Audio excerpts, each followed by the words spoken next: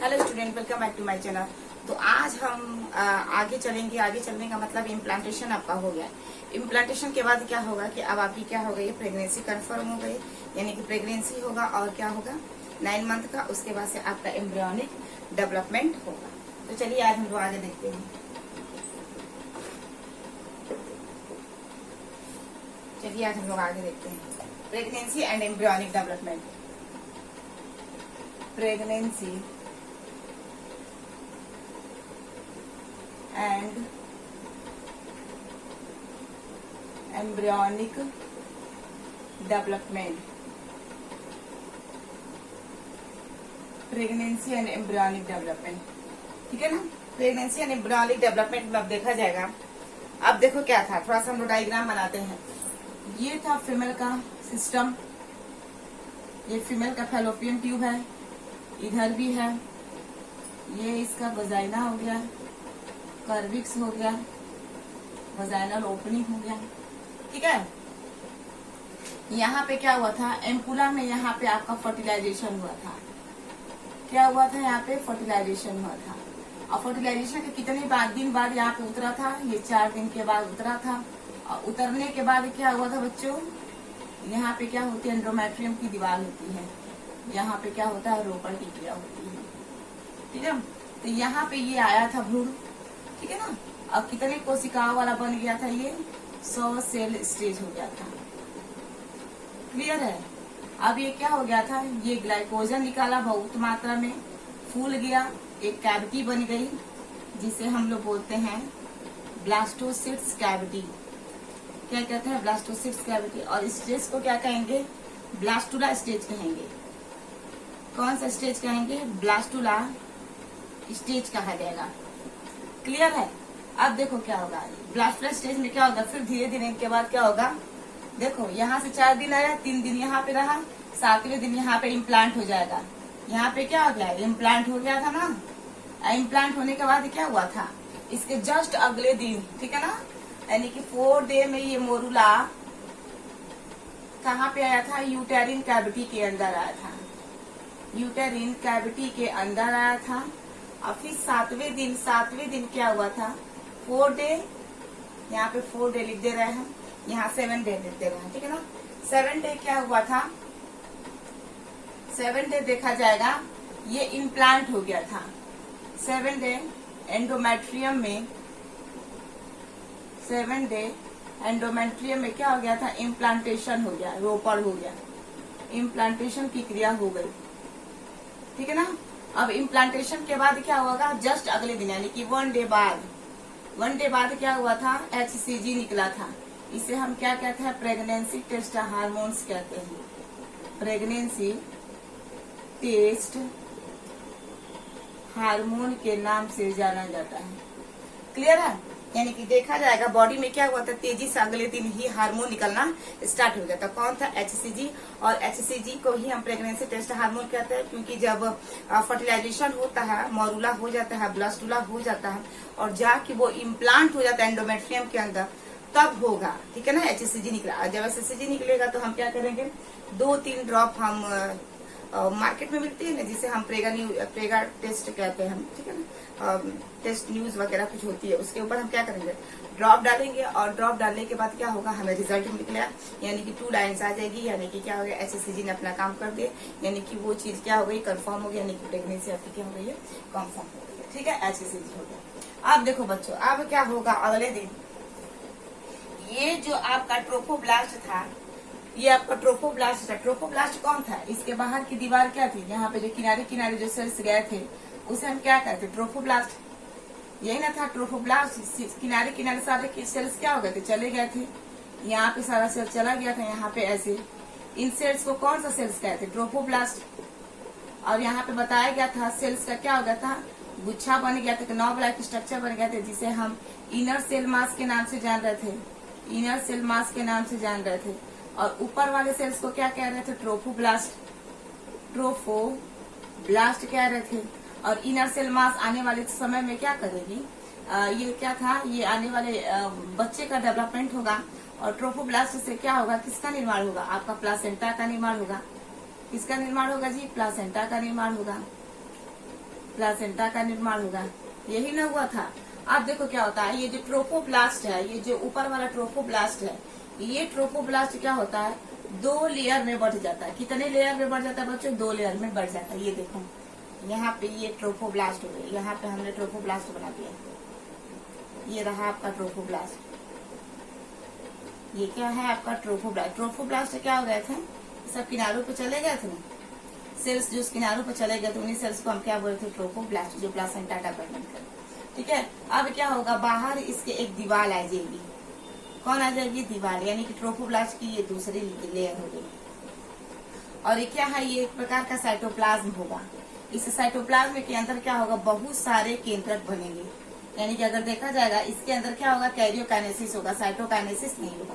तो ये जो अंदर वाली दीवार है, इस अंदर वाली दीवार को कहा जाता है साइटोट्रोफोब्लास्ट, साइटोट्रोफोब्लास्ट के नाम से जाना जाता है।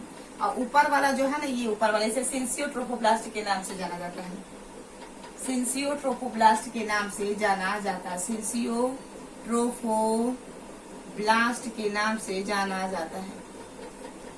क्लियर है, थोड़ा सा ध्यान से सब लोग देखिए। ट्रोफोब्लास्ट जो था, यही ट्रोफोब्लास्ट 2 सेल में बट गया। कितने लेयर में बट गया जी, 2 लेयर में बट गया। अंदर वाली लेयर को हम साइटोट्रोफोब्लास्ट कहेंगे और बाहर वाली दीवार को क्या कहेंगे, हम सिंसियोट्रोफोब्लास्ट के नाम से कहेंगे। और ये क्या होगा, ये साइटोप्लाज्म का एक बड़ा सा फूल होगा, और उस फूल में क्या होगा, बहुत सारे आपके न्यूक्लियस तैरेंगे। ठीक है ना, केवल न्यूक्लियस बनेगा, यानी कि कैरियोकाइनेसिस हो रहा है, साइटोकाइनेसिस की क्रिया आपकी नहीं हो रही है। क्लियर हो गया, तो ये चीज है। दूसरा, इसके अंदर अगर देखा जाएगा बच्चों, तो ये कहा, ये इसके अंदर क्या था, आपको 9 ब्लैक स्ट्रक्चर आपको दिखाई दिया था ना, ये 9 ब्लैक स्ट्रक्चर था।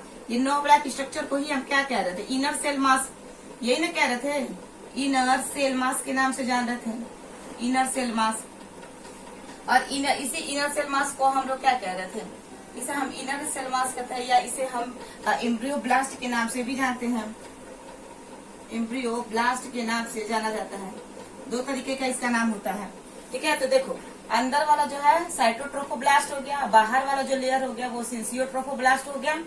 ये इसके अंदर एक 9 ब्लैक स्ट्रक्चर पाया जाता है, जिसे इनर सेल मास कहते हैं, आईसीएम कहते हैं, या इसे हम क्या कहते हैं, एम्ब्रियोब्लास्ट कहते हैं। ये जो आईसीएम है ना, ये 2 बराबर भागों में बढ़ जाता है, यानी कि अगर देखा जाएगा जैसे ब्रेड होता है ना, ब्रेड 2 चपाती इस तरह होता है ऐसे। ठीक है, तो ये इनर सेल मास जो है ना, कुछ इस तरह का ये डिस्क टाइप स्ट्रक्चर बन जाता है, कुछ इस तरह का। तो यहाँ पे हम इसको ऐसे बना सकते हैं कि नहीं बना सकते हैं, यहाँ पे इस तरह का डायग्राम होगा, तो इसको हम ऐसे बना सकते हैं, ये वाला हिस्सा और ये वाला हिस्सा। इन्हीं दोनों से क्या होता है, आने वाले समय में बेबी का डेवलपमेंट होता है। ठीक है, तो ये वाला जो हिस्सा है ना, वीडियो बना रहे हैं, ये वाला जो हिस्सा है आपका, ये वाला जो हिस्सा है, इस वाले हिस्से को कहा जाता है इपीब्लास्ट। ये पहला वाला जो, इसे इपीब्लास्ट कहा जाएगा। ठीक है, और अंदर वाला जो है, इसे कहा जाएगा हाइपोब्लास्ट। इपीब्लास्ट और एक दूसरा क्या है आपका, हाइपोब्लास्ट है। ठीक है, तो इपीब्लास्ट से क्या होगा, एम्ब्रियो डेवलपमेंट होगा। इपीब्लास्ट से एम्ब्रियो डेवलपमेंट होता है। ठीक है ना, हाइपोब्लास्ट आने वाले समय में ये गायब हो जाता है। किससे डेवलप होगा, आपका इपीब्लास्ट से।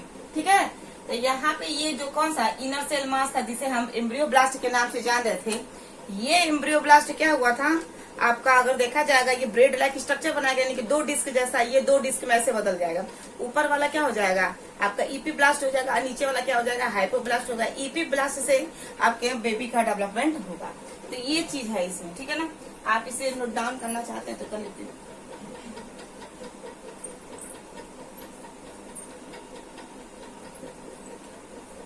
ठीक है, अब आगे देखिए क्या होगा इसमें। और ये जो इसमें कैविटी बनेगी, उस कैविटी को हम लोग ब्लास्टोसील कैविटी कहेंगे।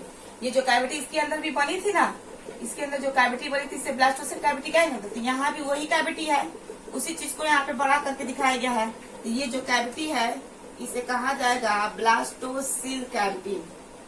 क्या कहेंगे, ब्लास्टोसील कैविटी के नाम से जाना जाएगा। ठीक है, अब आगे अगर देखा जाएगा, तो ये जो आपका ऊपर वाला इपीब्लास्ट है, ये इपीब्लास्ट आगे चल के इसका स्ट्रक्चर चेंज हो जाएगा। मतलब अगर देखा जाएगा, जैसे रोटी होती है ना, रोटी जब फूलती है तो ऊपर वाला हिस्सा क्या होता है, फूल जाता है और नीचे वाला हिस्सा उसका प्लेन होता है। तो इसी तरह क्या होगा, ये जो इपीब्लास्ट है बिल्कुल रोटी जैसे स्ट्रक्चर बन जाएगा। नीचे वाला फ्लैट रहेगा और ऊपर वाला क्या हो जाएगा, फूल जाएगा। जो फूल जाएगा ऊपर वाला हिस्सा वो एमनियन बनाएगा, क्योंकि क्या होता है, वो जो भ्रूण का डेवलपमेंट होता है उस भ्रूण के चारों तरफ देखा जाएगा तो 4 दीवारें बनती हैं, जिसे अगर देखा जाएगा तो एमनियन कहा जाता है, योग सैक कहा जाता है, कोरियन कहा जाता है, और आपका देखा जाएगा तो आपका कोरियोनिक विलायक होता है। ये 4 लेयर पाए जाते हैं उसके अंदर, ठीक है। तो अब देखिए क्या होगा इसके अंदर, यहाँ पे इसका, यहाँ पे देखिए इसको हटाया जा रहा है।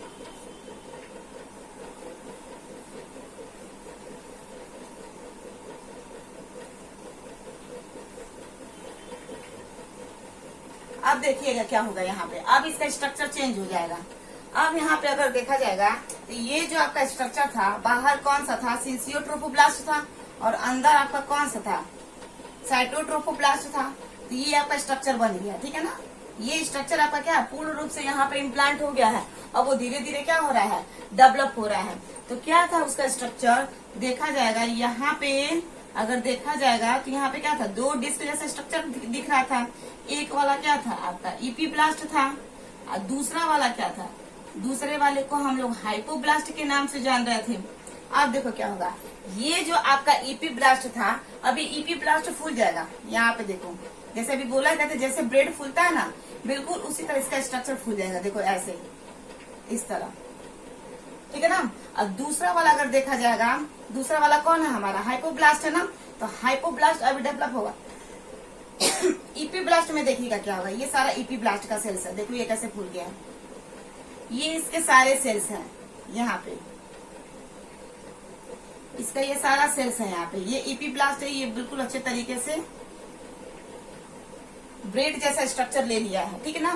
तो यहाँ पे अगर देखा जाएगा, ये वाला जो हिस्सा बनेगा, ये जो बाहर फूल रहा है, इसे हम क्या कहेंगे, इसे हम एमनियन कहेंगे। क्या कहा जाएगा, इसे एमनियन कहा जाएगा। और इसके अंदर जो फ्लूइड भरा जाएगा उसे एमनियोटिक फ्लूइड कहा जाएगा। क्या कहा जाएगा, एमनियोटिक फ्लूइड के नाम से जाना जाएगा, ठीक है। और ये वाला हिस्सा हमारा क्या था, ये वाला हिस्सा हमारा इपीब्लास्ट था ही। ये इपीब्लास्ट हो गया, और इपीब्लास्ट क्या हो गया, फूल गया। तो फूला वाला स्ट्रक्चर हमारा एमनियन हो गया। तो रोटी क्या होती है, जब फूलती है तो उसके अंदर गैस भरा होता है ना। तो यहाँ पे जो फूल रहा है, तो इसके अंदर क्या है, ये लिक्विड भरा है। इस लिक्विड को हम क्या कहेंगे, एमनियोटिक फ्लूइड कहेंगे। यानी कि जो बच्चा है, तो उस बच्चे के जो बाहर की एक दीवार है, उस दीवार को हम क्या कहेंगे, एमनियोटिक फ्लूइड के नाम से जाना, यानी कि एम्ब्रियन के नाम से जाना जाता है। उस एमनियन के अंदर एक फ्लूइड होता है, जिसे हम एमनियोटिक फ्लूइड के नाम से जाना जाएगा। अब क्या होगा, दूसरा क्या है आपका, देखो पहला इपीब्लास्ट हो गया, दूसरा क्या बचा इसमें, देखो हाइपोब्लास्ट बचा। अब हाइपोब्लास्ट जानते हैं क्या होगा, यहीं से हाइपोब्लास्ट क्या होगा, ये किनारे पे क्या थे, ये सब सेल्स थे। ये किनारे पे क्या था, सब सेल्स था। इस सेल को क्या कहा गया था, ब्लास्टोमियस सेल के नाम से जाना गया था। ये सब कौन से सेल थे, सब ब्लास्टोमियस सेल था।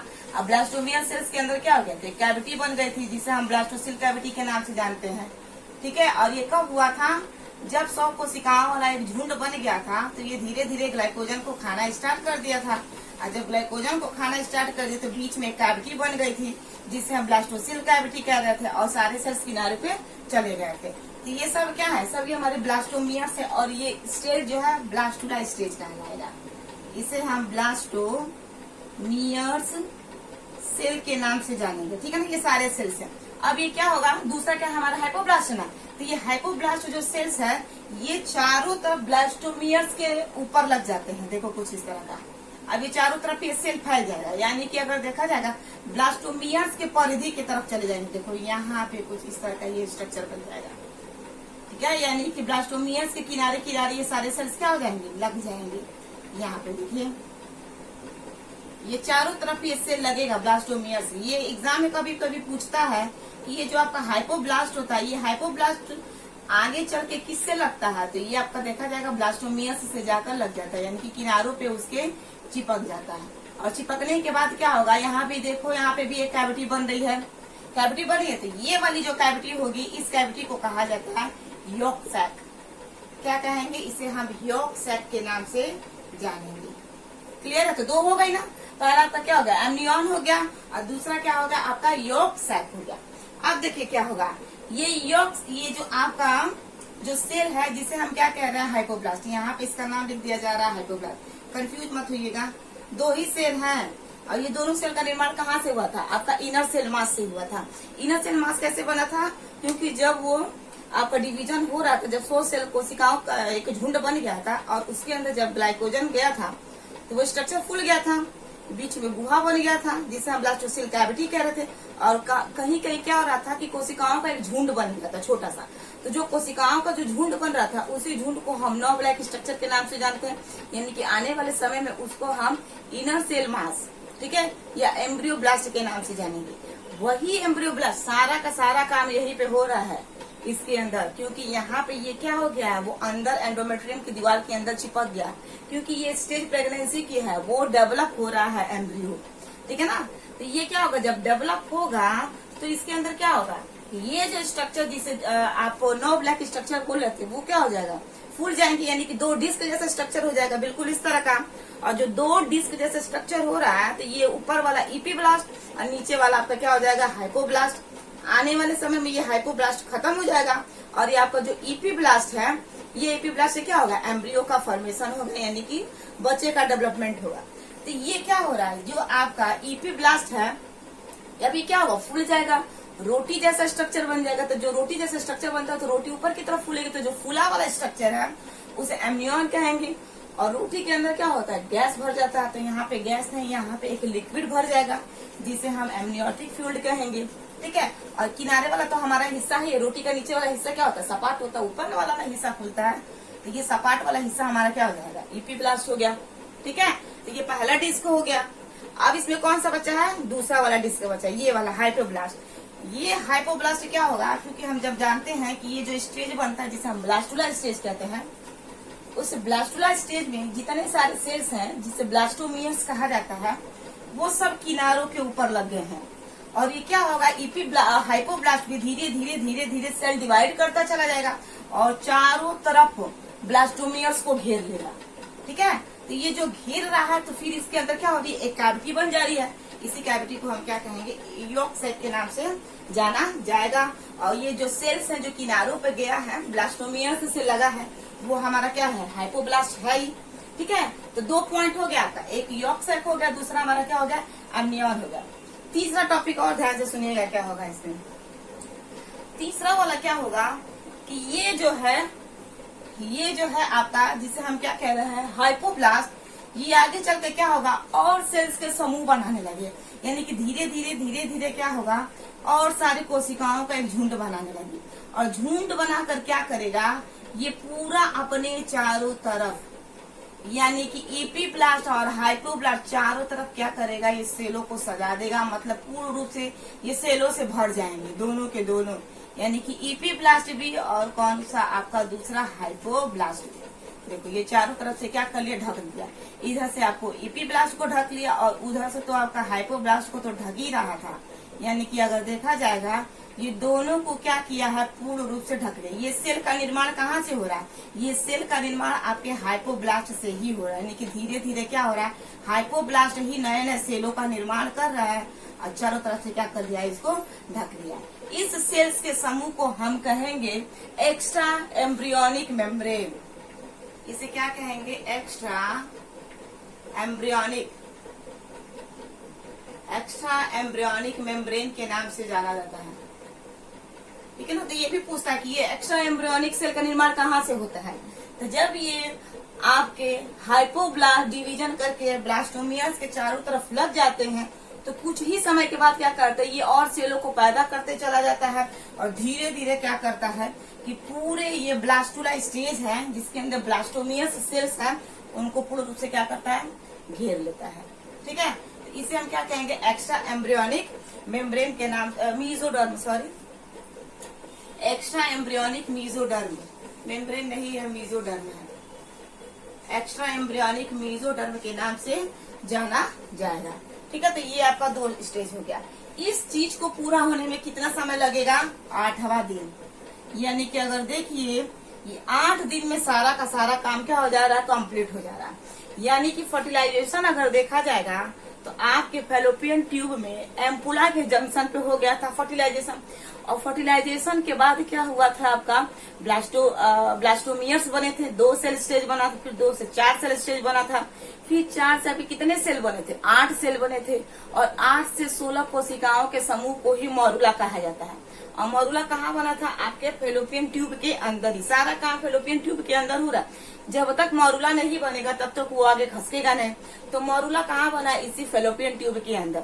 जब मॉरुला बन जाता है तो मॉरुला बनने के चौथे दिन बाद क्या होता है, यानी कि ये जो आपका एम्ब्रियो था वो कहाँ ट्रांसफर हुआ था, इस यूटेरिन कैविटी के अंदर, ठीक है ना। फर्टिलाइजेशन के चौथे दिन के बाद फर्टिलाइजेशन हो गया, आपका देखा जाएगा ब्लास्टोमियर्स बन गया, मॉरुला बन गया। तो फर्टिलाइजेशन के चौथे दिन के बाद क्या हुआ, आपका यहाँ पे टपक के ये आ गया यूटेरिन कैविटी के अंदर। अब जैसे ये यूटेरिन कैविटी के अंदर आया था, कितने सेल का समूह बना था, इसके अंदर 100 सेल का समूह बन गया था, जिसे हम ब्लास्टोमियर्स के नाम से जानते थे, और उस स्टेज को ब्लास्टुला स्टेज कहा जाता है। फिर धीरे धीरे क्या हो रही थी, इस समय जो हमारे एंडोमेट्रियम थी वो सिक्रीटरी फेज में होती है, यानी कि क्या करती है, तेजी से अपने अंदर से ग्लाइकोजन का निर्माण करती है। और ग्लाइकोजन क्या होता है, बहुत तेजी से निकलने लगता है। वो इसलिए निकलता है क्योंकि यहाँ पे जो आया है एग, वो फर्टिलाइज एग है, यानी कि अब वो निषेचित हो चुका है। अब इस निषेचित अंडे को खाना देना, तो वो खाना देने के लिए पहले से हम तैयारी करके रखेंगे, तभी तो हम खाना देंगे किसी को। तो यहाँ से क्या होता है कि ये ग्लाइकोजन धीरे धीरे निकलना स्टार्ट हो जाता है और इसको खाना देने लगता है। फिर आने वाले समय में इसके अंदर क्या होता है, कैविटी बन जाएगी, फिर 9 ब्लैक स्ट्रक्चर बन जाएगा, और फिर धीरे से क्या होगा, इस काम को होने में कितना दिन लगेगा, 3 दिन और लगेगा। यानी कि चौथे दिन यहाँ पे सबक के आया और तीसरे दिन ये सारा काम हो गया, मैंने ब्लास्टुला बन गया है, 9 ब्लैक स्ट्रक्चर भी बन गया है, मैंने इनर सेल मास भी बन गया, ठीक है। तो 7 दिन में यहाँ से यहाँ तक ये सारा काम हो गया, 1 हफ्ते में ही पूरा काम हो गया, ठीक है। और 8वें दिन क्या हो गया था, यानी कि 1 दिन और जब जोड़ा गया था, तो 8वें दिन क्या हुआ था, ये यहाँ पे 7वें दिन ये सारा काम होने के बाद क्या हुआ था, ये धीरे से सरक गया था यहाँ पे एंडोमेट्रियम की दीवार के अंदर। और उसके 1 दिन बाद क्या हुआ था कि ये यहाँ से HCG हार्मोन का निर्माण करने लगे थे, जिसे प्रेगनेंसी हार्मोन्स के नाम से जाना जाता है। और जैसे ये हार्मोन्स के निर्माण करने लगी है, और धीरे धीरे क्या करेगी, ये हमारे बॉडी में जो LH है और जो FSH है, यानी कि जो कार्पस लूटियम, उसको मरने नहीं देती, यानी कि उसको मेंटेन करके रखती है। कितने महीनों, तो लगभग 3 महीने तक इसको मेंटेन करके रखती है बॉडी में, कार्पस लूटियम को। क्योंकि उस समय क्या होता है, तेजी से बॉडी में प्रोजेस्टेरॉन और आपका एक और हार्मोन है जिसे कहा जाता है एस्ट्रोजन हार्मोन का क्या होता है, निर्माण होता है। इसका मेंटेन रहना बहुत जरूरी, क्योंकि मेंटेन नहीं रहेगा तो ये भ्रूण क्या हो जाएगा, खत्म हो जाएगा, प्रेगनेंसी आपकी खत्म हो जाएगी।